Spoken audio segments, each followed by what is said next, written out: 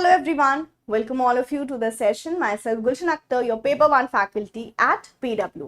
आज के इस क्लास में हम करने वाले हैं अपने JRF रफ्तार क्रैश कोर्स सीरीज में हम करने वाले हैं रिसर्च एप्टीट्यूड के कुछ important concepts. So we will be discussing the concepts of research aptitude through previous year question and these concepts are very important. बहुत ज़्यादा एग्जाम में आपके पूछे जाते हैं.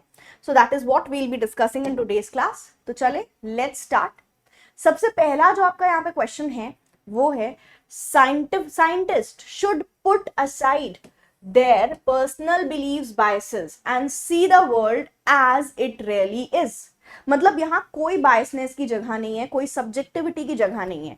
ये कौन सा वाला आपका जो बिलीफ है या कौन सी वाली फिलोसफिकल पोजीशन है वो सपोर्ट करती है कि हमें बिल्कुल भी पर्सनल बिलीफ्स को जगह नहीं देनी है, एज इट इज देखना है चीजों को. सो इसका आंसर क्या होगा? कॉन्स्ट्रक्टिविज्म, इंडक्टिविज्म, पॉजिटिविज्म या पोस्ट पॉजिटिविज्म. सो एलिमिनेट करते हैं. देखो कॉन्स्ट्रक्टिविज्म भी बोलता है अपने एक्सपीरियंस से ही नॉलेज हमें बनानी है, लेकिन ये क्या बोल रहे हैं अपनी पर्सनल बिलीफ्स को साइड रख दो, तो कॉन्स्ट्रक्टिविज्म नहीं होगा.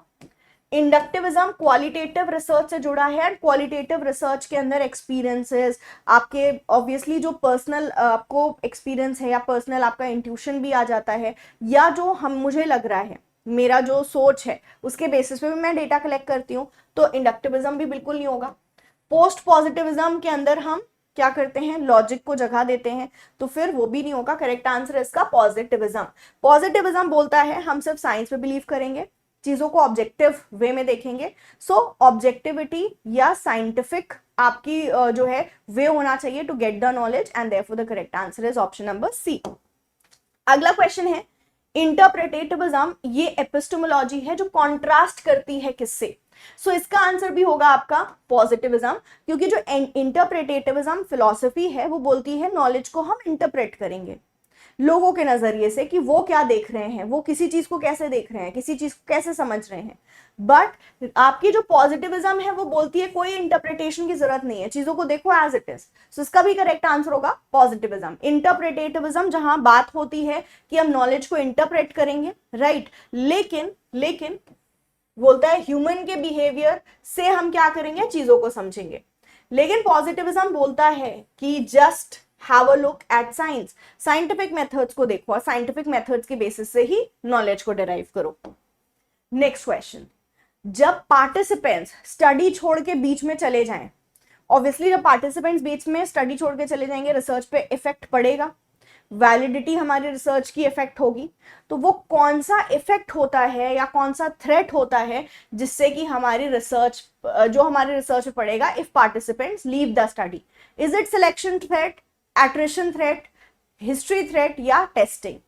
सो हिंदी अगर आप देखोगे तो हिंदी से हम समझ जाएंगे त्यागने का खतरा, दैट इज एट्रिशन रेट. अगर पार्टिसिपेंट्स बीच में मेरी स्टडी छोड़ के चले गए, मैंने 100 लोगों के साथ रिसर्च शुरू करी थी लेकिन अभी बच गए सिर्फ 80, बीच में कुछ लोग हमारी स्टडी छोड़ के जा चुके हैं, so this is known as what? Attrition threat. Fine.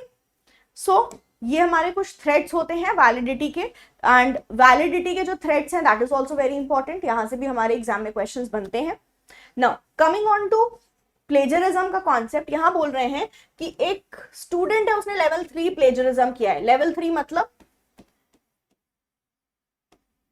Above 60%. अगर इसने 60% से ज्यादा प्लेजरिज्म किया है तो क्या पेनाल्टी लगेगी? तो 60% से ज्यादा जो हमारी पेनाल्टी होती है वो होती है कि इस पर्सन की रजिस्ट्रेशन को कैंसिल कर दिया जाएगा. अगर आपने 60%, आप ऐसे सोचो कि मेरे रिसर्च में 60% से भी ज्यादा किसी और की रिसर्च का काम है, तो ऐसे पर्सन को कोई आपको मौका नहीं मिलता, सेकेंड चांस नहीं मिलती. बाकी पेनाल्टीज आपको, बाकी जो आपके लेवल्स हैं उसमें आपको चांस मिलता है, लेकिन यहां पर आपकी पूरी रजिस्ट्रेशन ही कैंसिल कर दी जाती है, क्योंकि इतना बड़ा गलती धोखे से तो नहीं हुई है ना, ये आपने जानबूझ के किसी और का कॉपी करके काम किया है, तो इसलिए आपकी पूरी रजिस्ट्रेशन कैंसिल हो जाती है. तो देखो वेरियस लेवल जो आपके प्लेजरिज्म के हैं, ये होता है लेवल 0, ये लेवल 0 होता है. This is level 1, level 2 and level 3.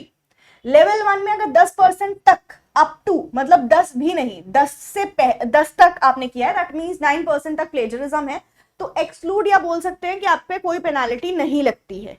But अगर आपने 10 से 40% तक प्लेजरिज्म किया, that is level 1.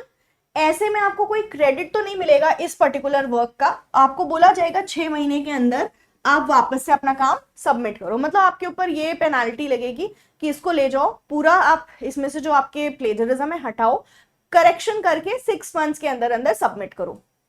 Level 2 plagiarism में होता है आपको कोई मार्क्स या क्रेडिट तो नहीं मिलेगा और आपको सबमिट करना है 1 साल के बाद। मतलब आपका 1 साल का क्या हो गया, गैप लग गया ना, 1 साल के बाद सबमिट करोगे और 18 महीने के अंदर अंदर अपने काम को दोबारा सबमिट करो। और लेवल 3 मतलब 60% से ज्यादा है तो आपको कोई मार्क्स क्रेडिट नहीं मिलेगा और रजिस्ट्रेशन भी कैंसिल हो जाएगा। So these are the various levels of plagiarism and the penalty which is important, इसको जरूर से पढ़ के जाना एग्जाम के लिए। नेक्स्ट, जब रिसर्चर स्टडी कर रहा है well defined population over period of time, मतलब ये लॉन्गिट्यूडनल रिसर्च है ना, आगे क्या बोल रहा है, डिफरेंट पीपल को लेके कर रहा है at each data collection point, तो ये क्या होगा। सो देखो, जब हम डिफरेंट लोगों को लेके करते हैं तो ये लॉन्गिट्यूडनल रिसर्च के अंदर आपका होता है, लॉन्गिट्यूडनल के अंदर आपका ट्रेंड स्टडी आता है, ठीक है, लॉन्गिट्यूडनल के अंदर आपका पैनल आता है, ऑल्सो लॉन्गिट्यूडनल के अंदर आता है कोहर्ट। जब हम डिफरेंट पीपल को लेते हैं हर बार तो उसको हम बोलते हैं कोहर्ट। पैनल में आपका जो मेंबर है वो सेम रहेंगे, ठीक है, वो सेम ही रहेंगे। एंड यहां पर हम कर रहे हैं कि हम वेल डिफाइंड पॉपुलेशन को स्टडी कर रहे हैं over a period of time, but हर बार हम लोगों को बदल रहे हैं, दैट इज कोहर्ट। और ट्रेंड क्या होता है, हम सिमिलर क्लास पे देखेंगे, जैसे कि हम देख रहे हैं कि जो एडोलेसेंट है उनका ट्रेंड क्या है या उनका जो फैशन ट्रेंड है वो किस तरह से बदल रहा है, तो सिमिलर लोगों को ही यहाँ पर लिया जाएगा। बट कोहर्ट के अंदर एक और चीज होती है, एक और इंपॉर्टेंट पॉइंट आता है, जुड़ जाता है जो, वो ये है कि सबकी कैरेक्टरिस्टिक सेम होगी। जैसे मैं 1991 में बॉर्न लोगों की स्टडी कर रही हूँ तो हर बार अलग लोगों को मैं लूंगी, लेकिन उनके अंदर ये 1991 वाला जो बर्थ ईयर है वो प्रेजेंट होना चाहिए। जबकि ट्रेंड में क्या होगा कि हम जैसे एडोलेसेंट, ये जो क्लास है कि 12 से 18 साल वालों की मैं स्टडी कर रही हूँ, तो मैं सिमिलर लोगों को ही हर बार अपनी स्टडी में लूंगी और उन पे स्टडी करूंगी। सो जब मैं डिफरेंट पीपल को ले रही हूँ तो वो कोहर्ट होगा। Cross sectional one time study होती है, पैनल के अंदर आपकी सेम पीपल होते हैं, जबकि रेट्रोस्पेक्टिव होता है पास्ट की स्टडी, ठीक है। चले next, arrange the following scales of measurement from simplest to most evolved, right. सबसे सिंपल कौन सा होगा, फिर सबसे आपका हाईएस्ट लेवल कौन सा होगा। सो देखिए इस क्वेश्चन को जल्दी से, इसमें है ऑर्डिनल, नॉमिनल, रेशियो, इंटरवल। हमें पता है सबसे पहले नॉमिनल आता है, मतलब बी सबसे पहले होगा, ये दो ऑप्शंस आपके एलिमिनेट हो जाएंगे। इसके बाद ऑर्डिनल आता है तो बी ए होगा, so we have got the answer option number D, nominal, ordinal, interval and ratio, ठीक है। चले नेक्स्ट क्वेश्चन देखते हैं, अगर डेटा इस तरह से क्लासिफाइड है, मतलब 0 to 10, 10 to 20, 20 to 30, ये कौन सा मेथड ऑफ क्लासिफिकेशन कहलाता है। तो देखो दो मेथड्स होते हैं आपके क्लासिफिकेशन के, एक होता है इंक्लूसिव,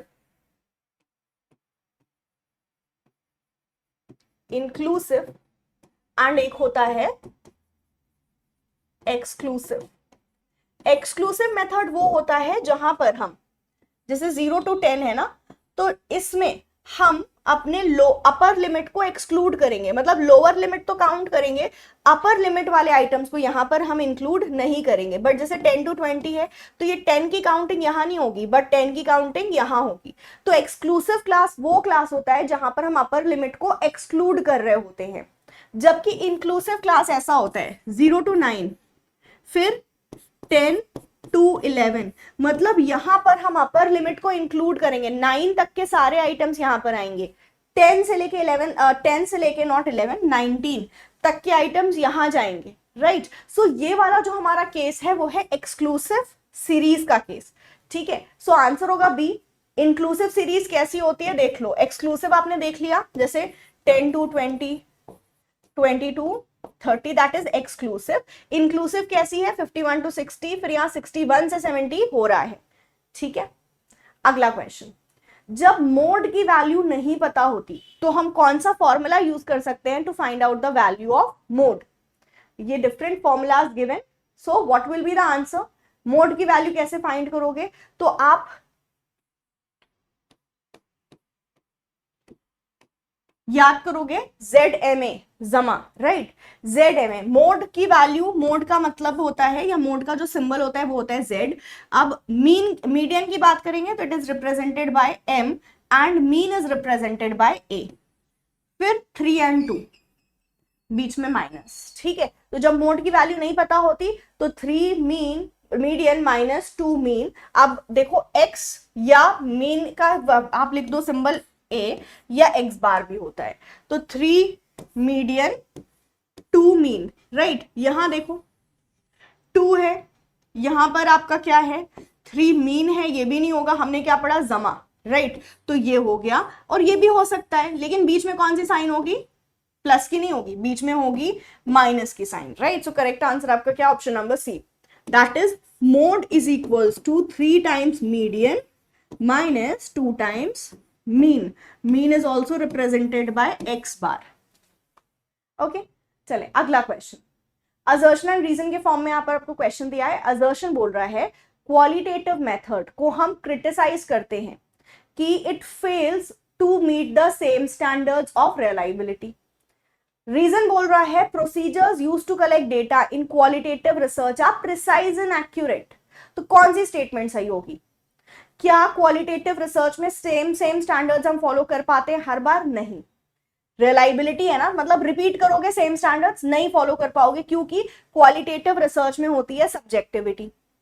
जिस तरह से सब्जेक्टिविटी मतलब जिस तरह से लोगों का पर्सपेक्टिव चेंज होगा, वैसे हमारी रिसर्च के अंदर जो रिलायबिलिटी है उस पर इफेक्ट पड़ेगा।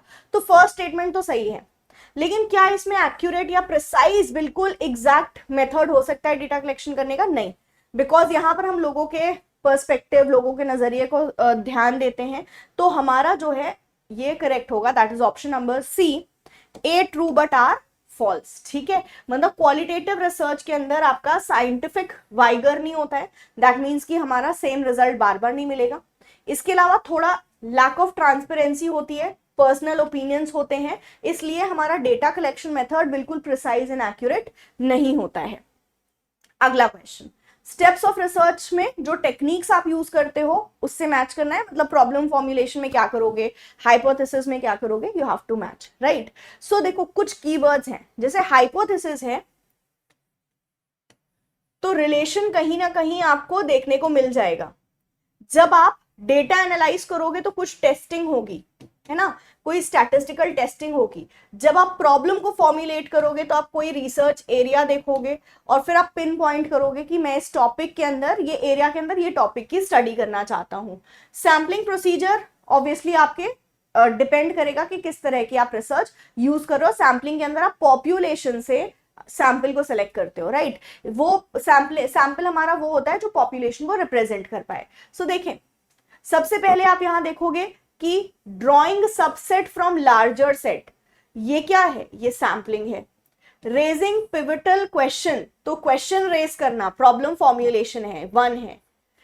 सेटिंग अप रिलेशनशिप मिल गया आपको, it is what, it is your hypothesis. Graph में, टेबल में आप डेटा को रिप्रेजेंट करके फिर उसकी टेस्टिंग करोगे, दिस इज एनालिसिस। तो what will be the correct answer, Hindi देख लो एक बार आप, राइट। सो इसका करेक्ट आंसर क्या होगा, ऑप्शन नंबर ए। मैच कर लें, सबसे ज्यादा आप परिकल्पना से मैच कर सकते हो कि 2-4 होगा, ठीक है, 2-4 होगा, you have got the answer एक ऑप्शन से, ठीक है। So now coming on to your homework question, एक छोटा सा होमवर्क क्वेश्चन है जिसका आंसर आप मुझे दोगे in the comments down below, right. Class के बाद जो आपको कमेंट मिलेगा वीडियो के अंदर, वहां पर आप मुझे आंसर करोगे कि knowledge involves positing something for making any unit of cognition self complete। तो क्या होगा, this is from your Indian logic, ये कॉन्सेप्ट है। तो इसका आंसर आप मुझे दोगे कमेंट्स में and I will be seeing कि कितने लोग सही आंसर कर रहे हो, एंड देन इसका जो करेक्ट आंसर होगा उसको हम डिस्कस करेंगे इन आवर नेक्स्ट क्लास, ठीक है। चलें, so thank you so much everyone. I hope ये जो छोटा सा हमारा क्लास था जिसमें मैंने आपके साथ डिस्कस किए 10 कॉन्सेप्ट्स, ये आपको बहुत अच्छे से क्लियर हुए होंगे। एंड इनफैक्ट मैं कह सकती हूँ 40 कॉन्सेप्ट, बिकॉज हर एक क्वेश्चन का 4 ऑप्शन था। We have discuss that. तो हमारे 40 कॉन्सेप्ट्स यहाँ पर क्लियर हुए हैं, एक नहीं, दो नहीं, but 40 concepts, right. So yes, that was it for today. मिलते हैं अगली वीडियो में, तब तक के लिए take care of yourself, have a great day ahead. Comments में लिख के बताना क्या स्कोर रहा आपका और कैसी लगी आपको क्लास। Thank you.